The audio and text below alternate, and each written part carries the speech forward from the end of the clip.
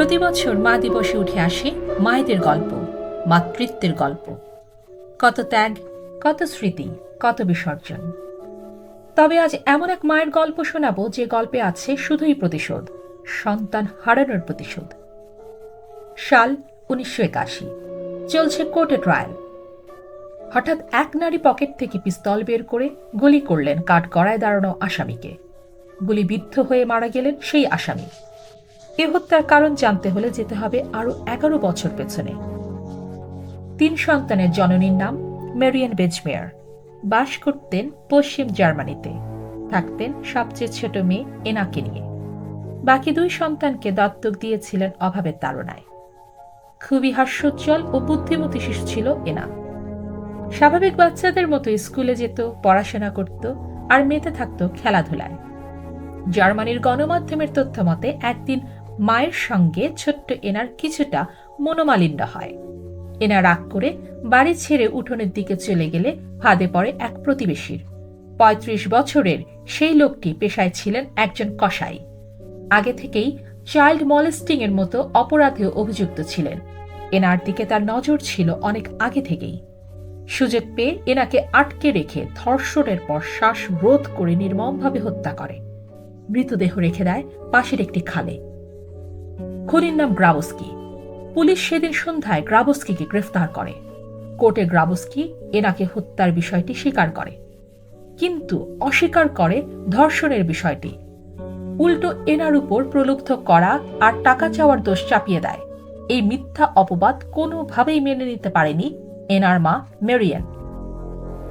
1 বছর ধরে চলে এই বিচার। 1980 থেকে 81 সাল পর্যন্ত মোট 3টি ট্রায়াল হয়। একদিকে মেয়ে হারানোর শোক, আরেকদিকে বিচারের আশায় কোর্টে ঘুরতে ঘুরতে হতাশ হয়ে পড়েন মেরিয়ান। সে সময় জার্মানিতে যৌন অপরাধীরা প্রায়শই বিচারের হাত থেকে বেঁচে যেত বিভিন্ন অজুহাতে। তাছাড়া গ্রাবস্কির হরমোনের ভারসাম্য নেই, আর তিনি হরমোনের থেরাপিও নিচ্ছিলেন বলে দাবি করেন তার পক্ষের উকিল।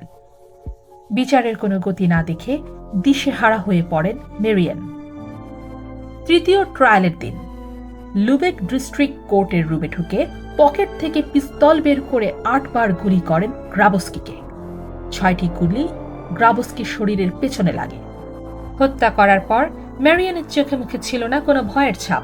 তিনি বলেন, আমি চেয়েছিলাম সরাসরি মুখে গুলি করতে, কিন্তু পারলাম না। আমি আশা করছি আমার মেয়ের খুনি মারা গেছে। এ ঘটনার পর মেরিয়ানকে আটক করে পুলিশ। এ নিয়ে আলোড়ন উঠে পুরো জার্মানিতে। কারোর কাছে তিনি হয়ে ওঠেন এক আদর্শ মা। তাকে রিভেঞ্জ মাদারেরও খেতাব দিয়েছিল দেশের নাগরিকেরা। মেরিয়ানের বিষয়টি সাধারণ মানুষের কাছে প্রশংসিত হলেও আইনের চোখে সেটিও ছিল এক অপরাধ।